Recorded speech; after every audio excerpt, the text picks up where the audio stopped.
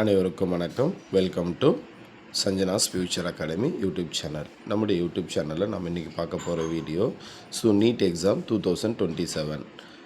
இது தெரியாமல் நீட் எக்ஸாமுக்கு படிக்காதீங்க.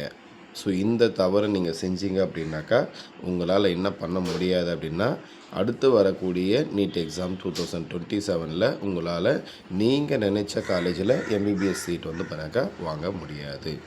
என்ன பண்ணக்கூடாது அப்படின்றதான் இந்த வீடியோவில் பார்க்க போகிறோம். வீடியோவை கடைசி வரைக்கும் பாருங்கள். வீடியோ பிடிச்சிருந்தால் மறக்காமல் சேனலை சப்ஸ்கிரைப் பண்ணுங்கள். வீடியோக்கு ஒரு லைக் பண்ணுங்கள். வீடியோ பிடிச்சிருந்தால் உங்கள் ஃப்ரெண்ட்ஸுக்கும் ஷேர் பண்ணுங்கள். இன்றைக்கி ஃபஸ்ட்டு நம்ம பார்க்கக்கூடியது பார்த்தீங்கன்னா, நீட் எக்ஸாமுக்கு நிறைய பேர் படிப்பாங்க.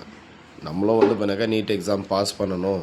நீட் எக்ஸாம் பாஸ் பண்ணிவிட்டு நமக்கு பிடிச்ச காலேஜ், எல்லாருக்குமே ஒவ்வொரு காலேஜ் பிடிச்சிருக்கும். நான் நீட்டை பாஸ் பண்ணேன், எம்பிபிஎஸ் சீட் வாங்கினேன் அப்படின்னாக்கா இந்த காலேஜில் தான் சேரணும் அப்படின்னு சொல்லிட்டு ஒரு ஆசை இருக்கும்.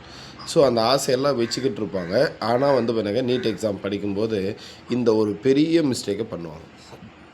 என்ன அப்படின்னா, இப்போ எந்த ஒரு நீட் ஆஸ்பிரண்ட்டாக இருந்தாலையும் அவங்க என்ன பண்ணுவாங்க அப்படின்னாக்கா, பயாலஜியை நல்லா திரும்ப படிப்பாங்க. ஏன்னா அவங்களுக்கு பயாலஜி பண்ணாக்கா ஈஸியாக இருக்கும் compare to physics and chemistry. ஆனால் இங்கே ஒரு விஷயம் பண்ணாக்கா அவங்க மறந்துடுறாங்க. நம்ம எப்போ பண்ணாக்கா ஃபிசிக்ஸ்லேயும் கெமிஸ்ட்ரிலையும் பண்ணாக்கா தரோவாக இருக்கிறோமோ அப்போ தான் பண்ணாக்கா நம்மளால் நீட் எக்ஸாமில் பாஸ் பண்ண முடியும். பாஸ் பண்ணுறது மட்டும் இல்லாமல் நம்மளால் பண்ணால் நினச்ச காலேஜில் சீட்டும் வாங்க முடியும்.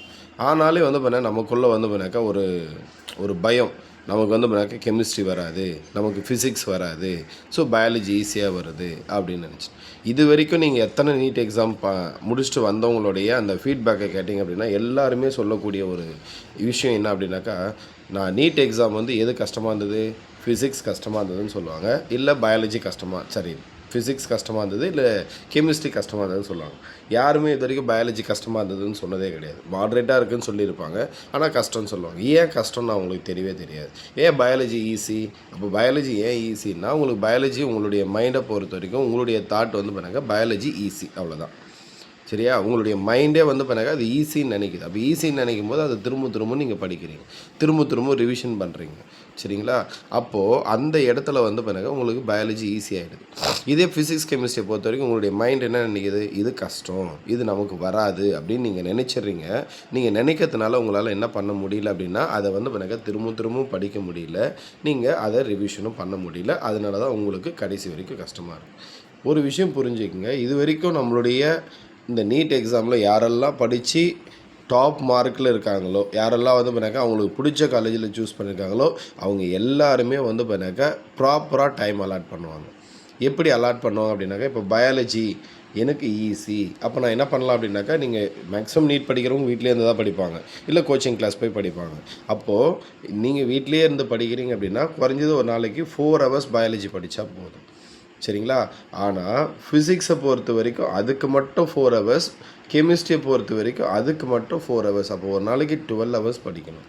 சரிங்களா? இப்போ பயாலஜி அப்படின்றது பாட்டனி, ஜுவாலஜி 90 கொஷினுக்கு 4 hours தான் படிக்கிறோம். ஆனால் இங்கே 45 கொஷினுக்கு என்ன பண்ணுறோம், 4 hours படிக்கிறோம். இந்த மாதிரி நீங்கள் படித்தா மட்டும்தான் உங்களால் என்ன பண்ண முடியும் அப்படின்னா, நீங்கள் எம்பிபிஎஸ் சீட்டு வாங்க முடியும்.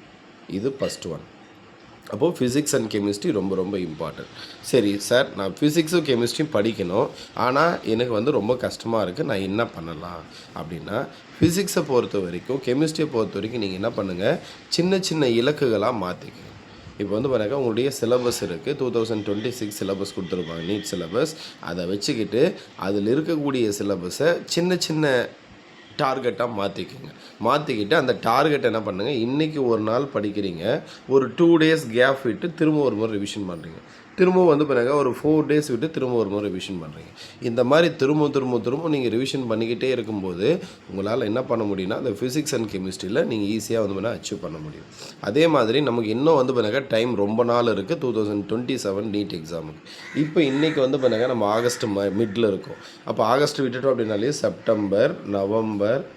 செப்டம்பர், அக்டோபர், நவம்பர், டிசம்பர், அதுக்கடுத்தது ஜனவரி, பிப்ரவரி, மார்ச், ஏப்ரல்.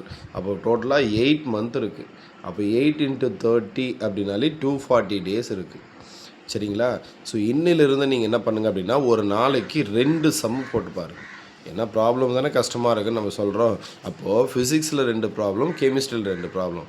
அப்போ பாருங்கள் 240 × 2 அப்போ எவ்வளோ வருது? 480 ப்ராப்ளம் நீங்கள் வந்து பிறகு ஃபிசிக்ஸில் மட்டும் பார்க்கலாம். கெமிஸ்ட்ரியில் 480 ப்ராப்ளம்ஸ் பார்க்கலாம். அப்போ நீங்கள் என்ன பண்ணணும் அப்படின்னா, இன்றைக்கி வந்து பிறகு 2 ப்ராப்ளம் பார்க்குறீங்க அப்படின்னா, அடுத்த நாள் நெக்ஸ்ட் டே நீங்கள் பார்க்கும்போது அனதர் 2 ப்ராப்ளம் பார்க்குறீங்க. அதுக்கு முன்னாடி ஃபஸ்ட்டு டே பார்த்தீங்களே 2 ப்ராப்ளம், இதை ஒரு கிளான்ஸ் பார்க்கணும். எந்த இடத்துல வந்து என்ன மிஸ்டேக்ஸ் வரும் அப்படின்னு ஒரு கிளான்ஸ் பார்க்கணும். எதை வேல்யூவை மாற்றி கொடுப்பாங்கன்னு பார்க்கணும். இதை நீங்கள் ரிப்பீட்டடாக பண்ணிக்கிட்டே இருக்கும்போது கஷ்டமாக தான் இருக்கும். ஃபஸ்ட் டைம் பார்க்கும்போது கஷ்டமாக தான் இருக்கும், என்னடா படித்ததே திரும்ப திரும்ப படிக்கிறோமேன்னு. ஆனால் அங்கே நம்ம மிஸ்டேக் பண்ணுறதே அந்த இடம் தான் பண்ணும்போது அதை ஸ்ட்ராங் பண்ணணும். அப்போ நம்ம படித்த இடத்த திரும்ப திரும்ப படித்து தான் ஆகணும், வேறு வழியே கிடையாது. ஸோ அது வந்து பண்ணாங்க ஞாபகம் வச்சுக்கேன். அடுத்தது ரிவிஷன். இந்த ரிவிஷன் அப்படின்னு நான் முன்னாடி சொன்னேன். பயாலஜிக்கு வந்து பண்ணாக்கா நீங்கள் 4 ஹவர்ஸ் படிக்கிறீங்க, ஃபிசிக்ஸுக்கு ஒரு 4 ஹவர்ஸ், கெமிஸ்ட்ரிக்கு ஒரு 4 ஹவர்ஸ் அப்படின்னா நீங்கள் இதில் அட்லீஸ்ட் வந்து பண்ணாக்கா 2 ஹவர்ஸ் பயாலஜிக்கு படித்தா போதும். புதுசாக 2 ஹவர்ஸ் என்ன பண்ணணும்? ஆல்ரெடி நீங்கள் படித்த விஷயத்தை ரிவிஷன் பண்ணணும். அதே மாதிரி ஃபிசிக்ஸில் 2 ஹவர்ஸ் படித்தா போதும். அப்போ 2 ஹவர்ஸ் என்ன பண்ணணும்? ஆல்ரெடி நீங்கள் படித்த விஷயத்தை ரிவிஷன் பண்ணால் போதும். அதே மாதிரி கெமிஸ்ட்ரியில் 2 ஹவர்ஸ் படித்தா போதும். 2 ஹவர்ஸ் வந்து ஆல்ரெடி நீங்கள் படித்த விஷயத்தை ரிவிஷன் பண்ணால் போதும். அப்போ நீங்கள் மொத்தமாக ஒரு 12 ஹவர்ஸ் படிக்கிறீங்க அப்படின்னா அதில் 6 ஹவர்ஸ் மட்டும் ரிவிஷனுக்கே போயிடணும்.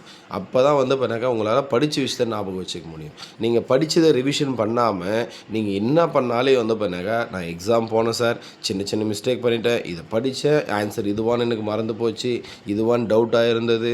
ஸோ இந்த மாதிரி நிறைய வந்து பண்ணாக்கா அந்த சின்ன சின்ன கமெண்ட்ஸ் எல்லாத்தையும் நம்ம என்ன பண்ணலாம் அப்படின்னா அவாய்ட் பண்ணிட முடியும். அடுத்தது ரொம்ப ரொம்ப important, previous year question analysis. சரிங்களா? இது ரொம்ப ரொம்ப ரொம்ப இம்பார்ட்டன்ட்.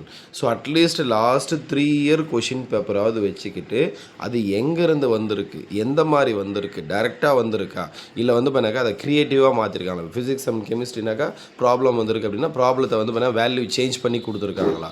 ஸோ இது எல்லாத்தையும் நம்ம டீட்டெயில்டாக அனலைஸ் பண்ணோம் அப்படின்னா நமக்கு ஒரு ஐடியா கிடைச்சிரும். அப்போ நீங்கள் என்ன பண்ணலாம்னா, இந்த இடத்துலேருந்து கேட்டிருக்காங்க, இந்த மாதிரி ப்ராப்ளம் கேட்டிருக்காங்க, இந்த மாதிரி கொஷின் கேட்டிருக்காங்க. ஸோ இதெல்லாம் நம்ம தெரிஞ்சுக்கிட்டோம் அப்படின்னா அந்த மெத்தடில் நம்ம படிக்க ஆரம்பிச்சிடலாம். அப்போ ஈஸியாக வந்து பண்ணாக்கா மார்க் வாங்கலாம். ஸோ அது மூலிமா நீங்கள் வந்து பண்ணாக்கா ஈஸியாக வந்து பண்ணாக்கா நினச்ச காலேஜில் எம்பிபிஎஸ் சீட்டும் வாங்கிடலாம். Next NCERT book. சரிங்களா? நிறைய பேர் வந்து பண்ணாக்கா இப்போ இந்த புக்கு வச்சுட்ருப்பாங்க. ஸோ இருந்தாலே ஒரு சிலர் இந்த புக்கு இருக்காது. மேக்ஸிமம் நம்பர் ஆஃப் கொஷின்ஸ் வந்து பண்ணாக்கா என்சிஆர்டி புக்கில் லைன் பை லைன் நீங்கள் படிச்சிங்க அப்படின்னாவே கண்டிப்பாக வந்து பண்ணாக்கா நல்ல மார்க் ஸ்கோர் பண்ணலாம். ஆனால் அங்கே கொஷின் எப்படி வரும் அப்படின்றத வந்து பண்ணாக்கா நீங்கள் ப்ரீவியஸ் இயர் கொஷின் அனலைஸ் பண்ணுறது மூலிமா நீங்கள் தெரிஞ்சுக்கலாம். சரிங்களா? எக்ஸாம்பிளை பேஸ் பண்ணி வருதா, இல்லை டெஃபினிஷனை பேஸ் பண்ணி வருதா, இதெல்லாம் தெரிஞ்சுக்கிறது மூலிமா நீங்கள் வந்து பண்ணாக்கா ஈஸியாக வந்து பண்ணாக்கா அந்த நல்ல மார்க்கை நீங்கள் ஸ்கோர் பண்ணலாம், நினச்ச காலேஜையும் அச்சீவ் பண்ணலாம். அடுத்து ரொம்ப ரொம்ப ரொம்ப இம்பார்ட்டண்ட்டான ஒரு விஷயம் டெஸ்ட்டு.